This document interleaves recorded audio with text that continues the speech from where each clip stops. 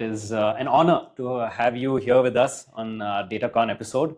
There are so many people who are here wanting to know more about your career and the way you have taken India, the Indian space program. You led it from, I believe, 2015 to 2018. And it was a fantastic journey that you took in through. And I think you were pioneering in the few pivotal moments in your tenure was definitely the cryogenic stage 3 engine, indigenously developed. Then I think there was also a record that was set of 104 satellites being launched from one launch vehicle. So this is a great opportunity for us to talk to you, to know more. And dear audience, we have a fantastic personality with us, and buckle up and get ready to experience a lot of knowledge unpackaged in beautiful ways and in a realm which is as mystifying as it was many years ago, the realm of space and how humanity is trying to conquer that wide realm. So sir, welcome, and over to you. And let me hear your thoughts about your career in ISRO and how has that been? See, in a way, I started my career in ISRO in 1975. That was the year when India had just launched Aryabhatta. 75 April is when Aryabhatta was launched. And then at that time, I was in Indian Institute of Science.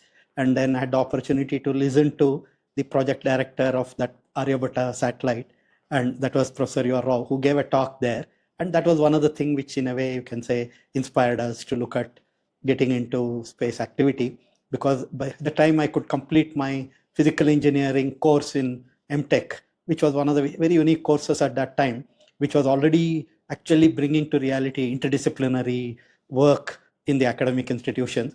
So I was doing MTech in physical engineering with image processing as one of the project work. And at that time, there was an advertisement which came out from Ahmedabad Space Application Center for a satellite called Satellite for Earth Observation, SEO. And then I was required to work in that particular project for building a camera system. And my experience of physics honors from National College and then MSc in Central College and MTech in physical engineering from Institute had given me a sort of a background, which was one of the things that this particular job was looking for. So in a way, I could get my entry into Space Application Center even before I had completed the course in Indian Institute of Science. And of course, starting the career from then, India was trying to build its first remote sensing satellite operating from space. And then in that, we had a camera which could take a picture of Earth 340 kilometers by 340 kilometers with 1 kilometer resolution. So by the time I completed my, in a way, you can say, stint at Prime Activities, we had reached 30 centimeter resolution. Wow. So in a way, we had a journey taking us from very coarse resolution demonstration of experiment to operational systems. So India, in a way, when it started its space program, in fact, when I joined ISRO in 1975, there was a very unique program which was going on, which is called Satellite Instructional Television Experiment, which was, in a way, the demonstration of by ISRO to India that if India has to make rapid progress and achieve significant development, then space technology is the way to go, was in a way demonstrated by this experiment, where ISRO was demonstrating at that time by conducting the world's largest socio-technological experiment of beaming to about 2,400 remote villages in our country by a system which we are all familiar today, equivalent of direct-to-home television. That time it was conceived as direct-to-community television. You just compare, today we have a 1-foot antenna on our rooftop and a small set-top box with that, on a TV we see the program. You imagine in 1975, when only 4 metros had the privilege of seeing the television, 2,400 villages in our country had the benefit of seeing television programs by what is called direct-to-community television. A 10-foot diameter antenna with almost half a rack of front-end electronics, black and white television from our ECIL. With that, ISRO demonstrated to the country that we can reach information to the entire country if we can do it from space technology. Because otherwise, what was the alternative available at that time? You had to make use of what is called microwave towers. 1 kilometer, every kilometer you have to put a tower. And India is 3.25 million square kilometers. So you can imagine how many towers would have been needed, how much time it would have taken for that. But here was the capability with one satellite, and with appropriate terrestrial towers, you could reach the entire country quickly.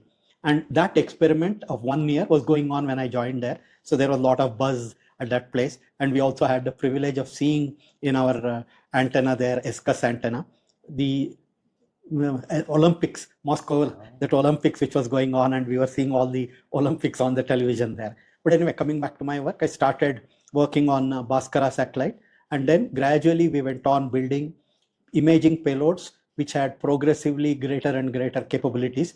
So we started from the 79 and 81 with Bhaskara, and then we went ahead with what is called as an Indian remote sensing satellite series, which provided a 3-tier imaging system which was specifically designed for Indian agricultural, in a way you can say, the practices, where we have very small land holdings and we have a large country, so you need to cover the entire country quickly. So we had come up with a design of 3-tier imaging, coarse resolution, high repeativity, and fine resolution, coarse repeativity, all of that used to enable our monitoring and then information being provided to the agricultural researchers as well as farmers for doing a thing.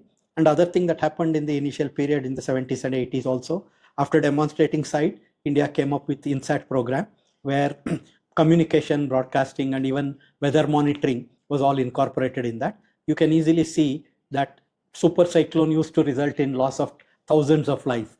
And then today, by satellite technology, you are able to predict well in advance where the cyclone occurs. And as a result of that, disaster relief agencies are able to evacuate people and save their lives. And in a very similar manner, one very interesting activity that happened is with respect to fisheries. When the first experiment of site was done, that actually was a result of Dr. Vikram Sarabhai visualizing that we need to demonstrate the capability of space technology for addressing the problems we have. So he could get, in a way, sounding rockets in the form of kits, got it assembled in Tumba. And for doing that, he had to take the help of the priest to convince the fishermen in that beach that you allow us to conduct these rocket experiments. One day the country will benefit. So as though it became a reality, we worked and make it a reality. In 1999 onwards, we were able to provide to lakhs of fishermen across the 11,500 kilometer long coastline, where they can go for actually ensuring that they have a fish catch, prospective fishing zone. How this was achieved? By orbiting satellites, looking at the color of the ocean, and by identifying the chlorophyll, and through that the food chain of the fish. And from that you could tell where in the ocean, if you go, fisherman is assured of fish catch. In fact, this activity alone saves to the country between 10 to 15,000 crores a year, because now the fisherman doesn't have to spend time and effort searching for fish. He spends less petrol and diesel, and as a result of that, the amount is saved. And today, with our navigation and communication satellite, it has gone to a much higher level of efficacy, where a small battery operated gadget is fitted into the boat of the fisherman, and a mobile in the hands of the fisherman communicates with this gadget. And as you can visualize, once the fisherman is into few kilometers into the ocean, no terrestrial tower can reach his mobile. But then the gadget communicates with this mobile, and an app in the mobile points in video compass mode, tells the fisherman where he has to go for fishing. And not only that, in his mother tongue, it gives him alerts if weather vagaries are not going to be favorable. And many times you have also read in the papers, our neighboring countries capture the fishermen because they wade into the international waters. But then this gadget mobile gives him an alert in his mother tongue saying you are approaching international boundary, be careful. So you can see here, a person who does not know reading or writing is making use of the most advanced technology of a rocket, putting a satellite into orbit, and applications being delivered to him by a small mobile in his hands. So in a similar way, when you see cyclone, we have already talked about, weather monitoring, communication, whole lot of things. India, in fact, is the only country which started space activity for non-military purpose, and then went on making use of the advanced technology for addressing specific problems India is facing. So gradually it built. And then in doing all that, of course, it had to make use of technological development of both launch vehicles, satellites, and application. So from the early 70s or late 60s, continuously this process went on. And obviously, this is an area where the information is not easily accessible. And so you have a lot of constraints, and particularly when the nuclear explosion happened, then there were restrictions, and you had to develop your own cryogenic systems, etc. So a whole lot of this, India went on pursuing, making use of technology accessible to it. It made use of what is not accessible, it built on its own, and then brought in a whole lot of application by building various types of satellite, remote sensing, weather monitoring, navigation, communication, and then also it built capability to go and observe moon, Mars, etc.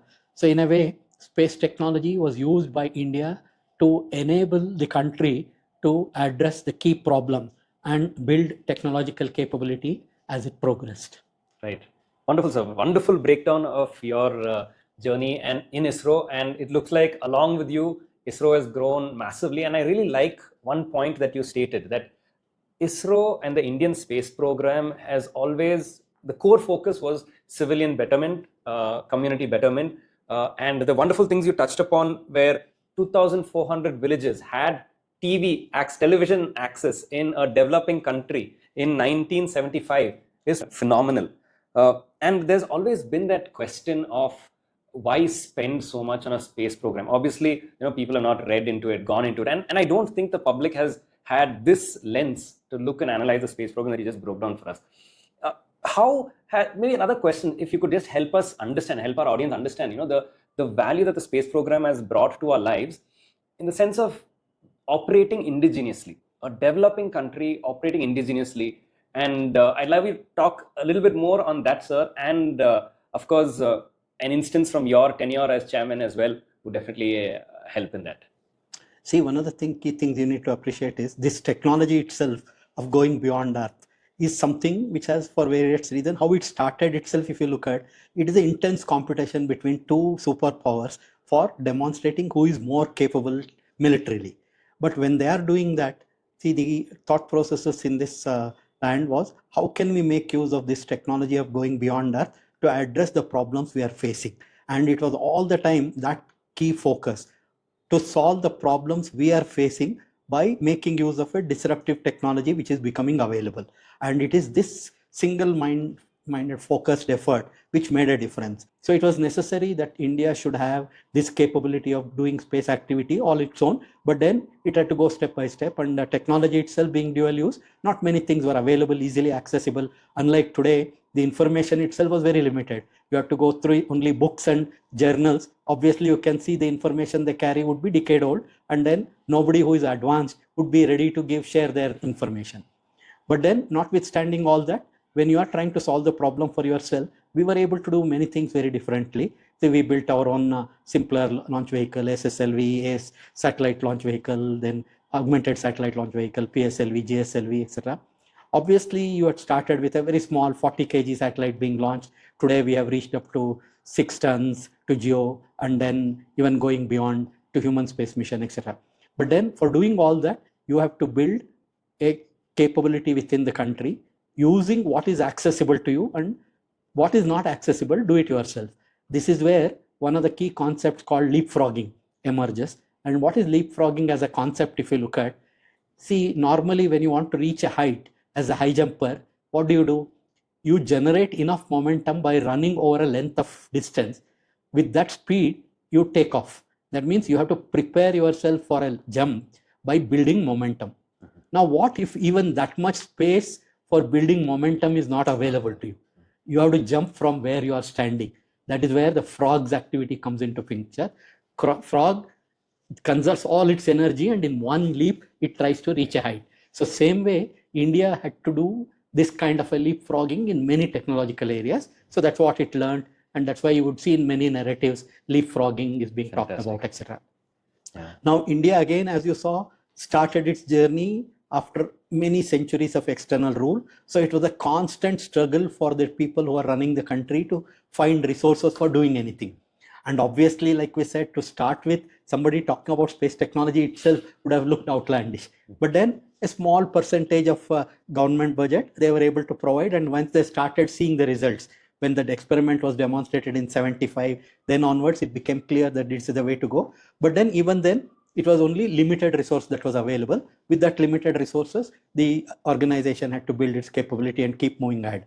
But then it went on doing it in spite of all those limitations. And if you see, the key things that it solved and showcased to the country was, first was broadcasting, communication, weather monitoring. Weather monitoring is where not only you are saving thousands of lives for cyclone, but also providing information to the farmers and to the weather aspects of citizens, and then bringing in ability to communicate across the nation. And then also in terms of monitoring resources. That means another thing that happens is remote sensing, where the country has built a capability of looking at what is the forest cover, what are the crops that we are growing, what is the harvest before actually harvesting, what is the yield before harvest. All this helps in managing whether it is minerals. And as you keep growing, you will also realize, because of such friendly neighbors you have, you also have to make use of space technology for other applications. So looking what is happening beyond, because space gives you that opportunity to look at anywhere in the globe.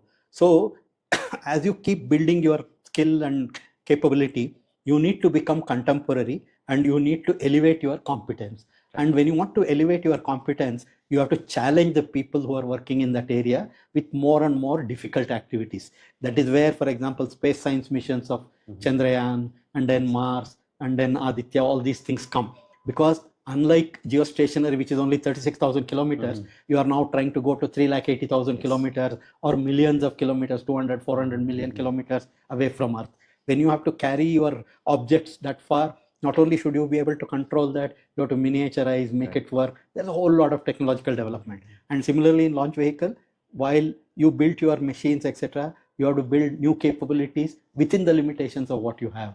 So it's a constant tussle between what you want to achieve, inadequate resources for a free-flowing research and development, and then constantly pushing yourself beyond your current knowledge and skill of proficiency. Now you can see how ISRO has all the time trying to push itself beyond its current knowledge and skills. And then obviously many of our first attempts have been failure. First SLV was the ASLV, PSLV, like that, GSLV. But only when we came to our Mark III, we achieved success in the first one. And similarly, of course, when we went to Mars mission, because we tried to learn from what others' mistakes were. And again, here another very key thing you need to appreciate is, if you have to learn all your capability by your own mistakes, one lifetime is not sufficient for achieving things.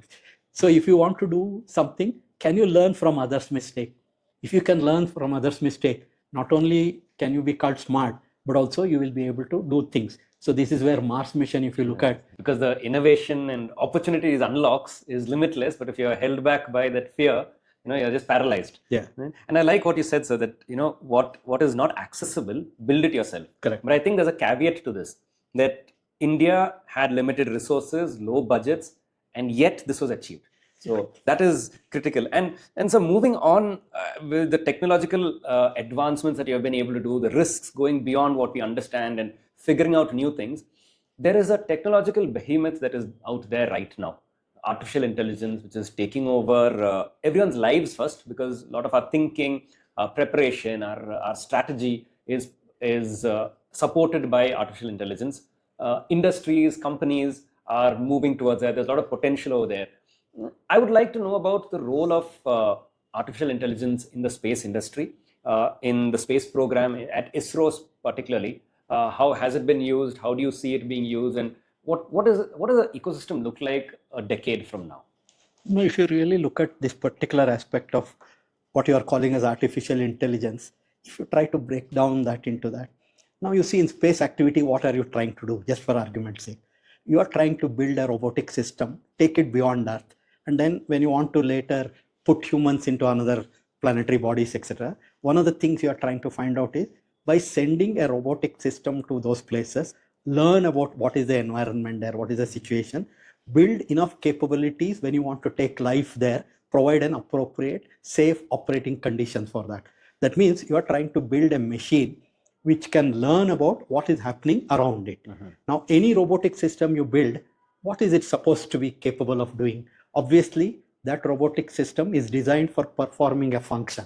So if it has to perform a function, there must be some actuators in it which can do the function for which you have designed.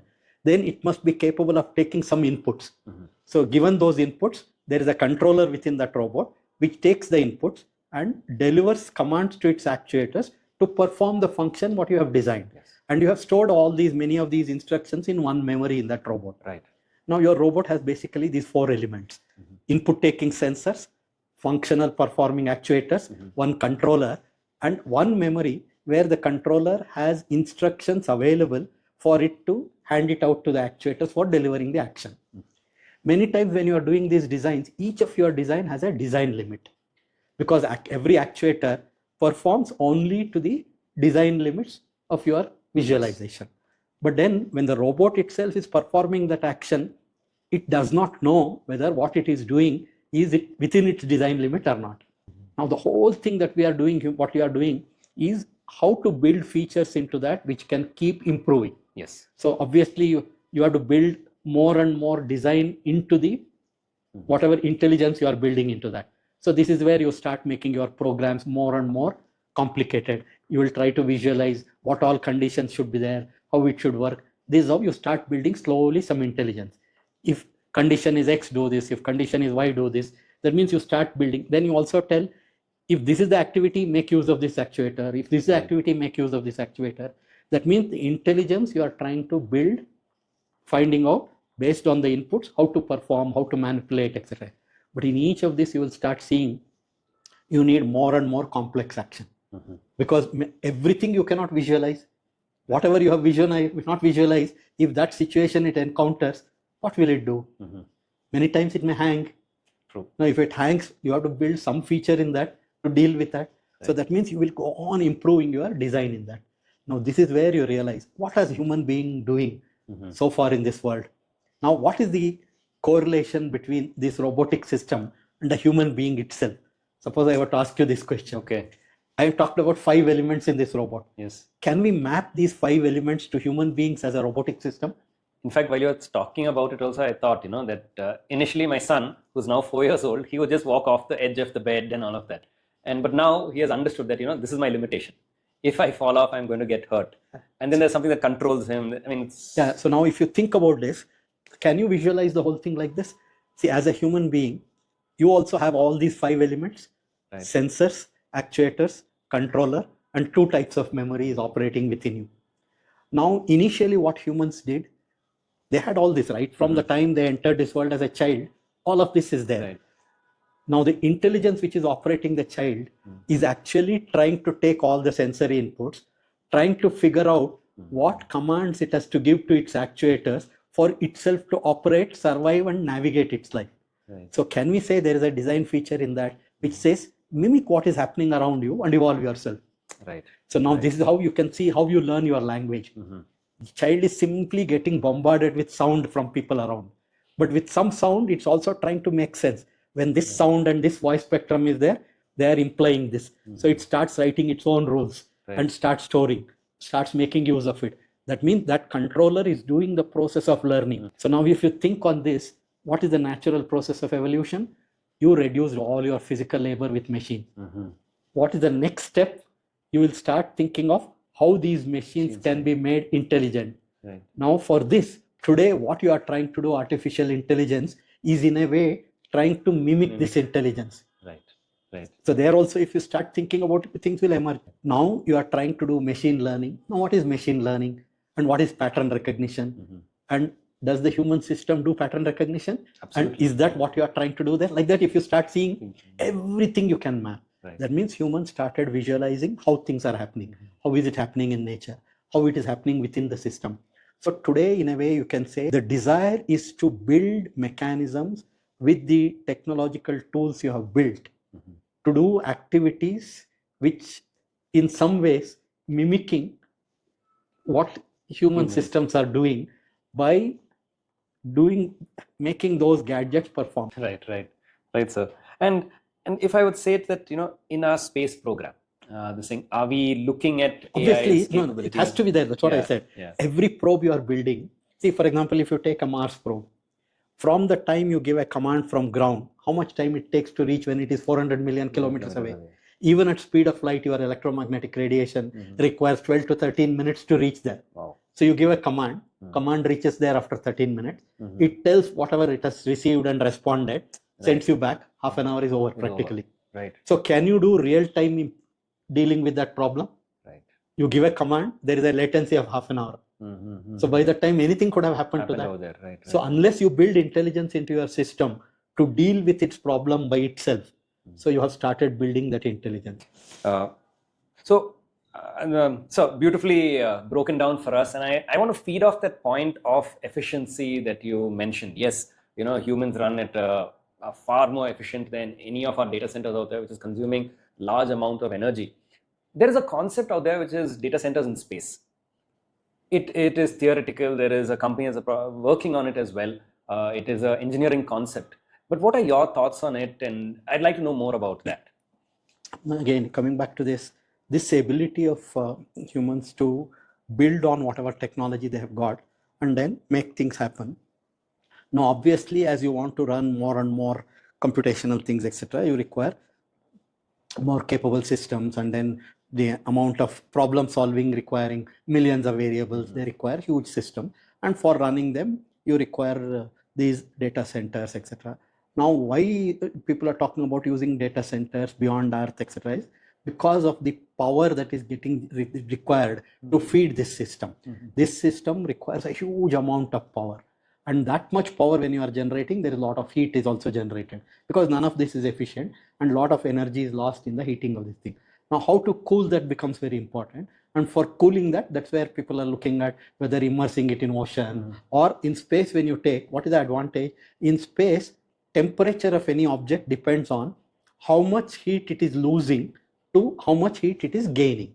That means if you take an object, depending on amount of heat it generates within, plus whatever, the only other source of energy for that is sun.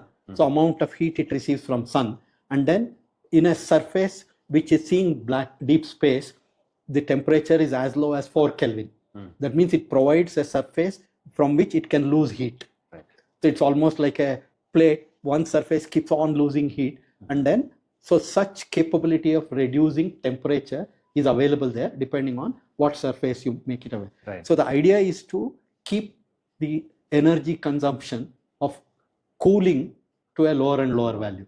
That is one of the reasons why it is being talked about as being there at the space, etc. So otherwise, there are other methods also looking at. And then here again, what will determine whether it will succeed or not is economics. Everything at the end of the day boils down to economics. If you are able to do economically an activity which is worth doing it, that's how, for example, petrol, electric vehicles, anything you take, everything at a given point of time, if cost of making it is not worth doing it in comparison to an alternative, you will not do it. But the day this becomes cost effective, it will overtake the other one. So that's how world has moved on from early times, etc. So another probing question, and probably I'd allow you to completely get technical with us over here, is we have the data out there in space. How do I transmit it back to Earth without latency? Is it possible? Is it a dream? How would we do that? See, obviously, today the method that is available for you to do any communication across the medium of vacuum, etc., means interplanetary or within the solar system, it is from one place to another, is through electromagnetic radiation. Now, electromagnetic radiation can be radio waves to microwave to optics, means visible wavelength, any of that. Now, all of these are moving at the speed of light, which is about 3 lakh kilometers per second. So that means depending on the distance between the two objects, source and the receiver, what is that distance? And that distance moving at the speed of velocity of light can determine what is the latency. So obviously, when you talk of geostationary satellite, the very term geostationary means satellite is at a height of 36,000 kilometers. Why? Because at that height, satellite takes exactly 24 hours to go around Earth. Now, what is the importance of 24 hours on Earth? Earth rotates about its own axis once in 24 hours. So now if you have two objects moving with same velocity, same angular velocity, the object appears stationary to you. So that's how our geostationary satellite can cover 1/3 of the globe. So now 36,000 kilometers when you have gone, now you can calculate what is the time it takes for the signal to reach you. So this determines the latency. Now, if you are sending a signal to satellite and bringing it back, you have a two-way journey. So there is a latency. Now, many times what happens is when you want to do real-time action, you don't want this latency. Probably even earlier when satellite phones came, you had the same problem, that there was a small gap between what you say and what you hear. So people had to get used to that. But then today things have moved such pace, you are not ready to wait for even a fraction of a second, fraction of a millisecond or microsecond. No, many times actions demand like that. Certain activity, you want it to happen immediately. So that means latency has to be brought down. So if the latency has to be brought down, then the height of the satellite is the only thing you can reduce. Because the radio waves or electromagnetic radiation has to travel. It can travel only at the speed of light. There is nothing you can do about that. So what you can do is reduce the distance between them. So that is the minimum latency you can bring. Right. So this is the way. Right. So low Earth orbit is data why it centers is would be better is because instead of 36,000 kilometers, if you come down to 600 kilometers or 400 kilometers, you can see 36,000 to 400, 90 times faster. Right. So you are able to do the activity much faster than what you could do there. But then that much delay will anyway happen. Correct. Right, sir. You wanted to talk about NISAR probably. Yes, I'd like to talk about this, NISAR, and why don't you tell me about, we know that it's a NASA ISRO car. So here I want to bring in two aspects with respect to the general talk we are doing. See, like I said, in 1975, when we did our site program, we borrowed a satellite from America. Because it's a geostationary satellite. You can imagine if the geostationary satellite is visible to America, will it be visible to India? No. So now America is building an advanced technology satellite. They are ready to give us for 1 year usage. Life of that satellite was only 2 years. Okay. But in spite of that, India was able to convince America, you give it for us for 1 year. And then we brought it over our place. For 1 year we used, demonstrated, and then it went back to them. Okay. Now 50 years later, 2025, 1st August 1975 was when this experiment started. Okay. Entire 75 until 76 July that experiment went on. Now on 31st of July 2025, we launched this NISAR satellite. 50 years later. Now if you look at this satellite, this actually that ATSF which was used for site also had a largest antenna at that time. Okay. Now this satellite, when it was launched, had a 12-meter large antenna. Then this satellite is capable of observing Earth in very different domains: geology, hydrology, atmosphere, cryosphere, whole lot of observation. Entire Earth is being monitored by this satellite in 2 frequencies using a technology called SweepSAR, which is the most advanced, first of its kind in operation. So because of that, it is possible to collect the data over the entire globe at this resolution and at this temporal frequency. Because of this, it is like monitoring the health of Earth. Wonderful. And then using this, whole lot of research can happen. And it's already started. For example, India is already looking at providing soil moisture for the entire country today at 100 meter and very soon at even less than that, 50 meter, 25 meter resolution. So if you know soil moisture, it can help our agricultural activities, a whole lot of things it can do. And then it can do surface deformation studies to the tune of millimeters. It can provide earthquake precursor information. So now, point I was trying to tell is, this is one of the most advanced technology satellite built in collaboration between India and America as partners. Right. 75, we were beneficiary of their benevolence. This time, we were collaborators on an equal footing. And though it's an equal footing, cost of this satellite is $1.5 billion. We have spent only 10% of that. Right. They have spent the rest, but it's a common satellite providing data to the global community, etc., etc. And it generates more information than all remote sensing satellites put together also. Okay. And all this data is a huge volume of data. Every day it generates many terabytes of data, which has to be stored, operated, used, etc. So you can see India was able to achieve a sort of recognition from an advanced country that you can be somebody with whom we can collaborate. Right. For a satellite of an advanced technology. Wonderful, wonderful. And there's a follow-up question to this, partnership and how we have built NISAR and all of that. Data, you mentioned a lot of data being collected, and I heard something called the open data. Yeah, today what ISRO is doing, in fact, anything coarser than 5 meter is all available through Bhuvan platform. In fact, I was trying to tell you, if you look at, there is also one recent, last month only, there was one new release which came. Post and Telegraph and ISRO has worked together and they have come out with what is called as a DigiPin Bhuvan. See, if you enter into NRC website and say DigiPin Bhuvan, for the entire country, every 4 meter by 4 meter area, you have a 10-digit code, which is unique. So with that unique code, you can reach any part of the India and you can see on your screen. Right. Suppose you have your own building, your own house, you can recognize that house in the image and then you can see what is the code for that. So if you put that 10-digit code, delivery of items, whether it is for postal or even our Swiggy or any of these, it can be assured to that 4 meter by 4 meter area. So even compared to pin code, this is better, because in pin code also you have a lot of problems. Here it is a specific, and today with the DigiPin Bowen, you can see this. Now your question, both the NISAR data and a whole lot of data is being made available on Bowen, Vedas, MOSDAC, NRSC, like that many websites are available where data is accessible. Wonderful, wonderful, sir. And to conclude, any advice to our young engineers, young graduates, and young professionals who are typically the audience of this show, who are watching? Any advice to them? Yeah, basically what I want to really tell any individual is the following. See, like we were trying to look at giving the example of humans with robotic system. One of the key things is we need to comprehend how this human system is working.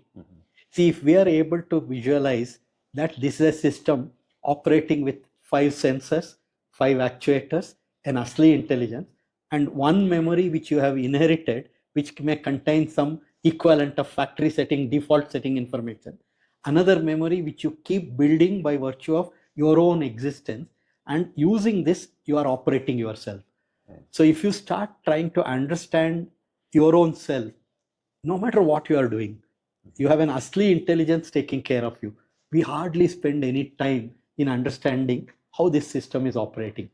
And all that the human being has done in this world so far is by virtue of exploring what is happening around and trying to address specific problems of overcoming the limitations of the platform he has. Like we were talking about sensors. Your eye can see only invisible. Today, gadgets are built to show you what is happening in the world in various wavelengths. Like moving. Today, you saw birds flying, you built aircraft. Today, you built rockets, you are going. You take any activity in life. Everything can be brought down to some people making observation of what is happening around them, understanding the concept, translating that concept into reality, and moving ahead. So potential for everybody is infinite, but we do not spend enough time and effort to understand how this is operating. So if we can understand ourselves, then we can navigate our life in a very different manner. And my only advice is spend some time in comprehending yourself as a highly evolved robotic system, how you are working. And then through that, you can achieve phenomenal things in your life. What you do is up to you. Thank you so much, Mr. Kiran Kumar, for a lovely session. And it has been, again, I'd like to say it again, it's been an honor for you to give us this opportunity. And it's been a phenomenal experience sitting here, having this conversation with you. And I'm sure that our audience loves this episode and has so many questions. And it's thank you for the thought-provoking bits of information that you've given us and the lessons you've taught us, and all feeding out of your real-life experience. So thank you so much, sir. And it's been an honor and it's been a pleasure sitting here and talking to you. Thank you. Wish you all the very best.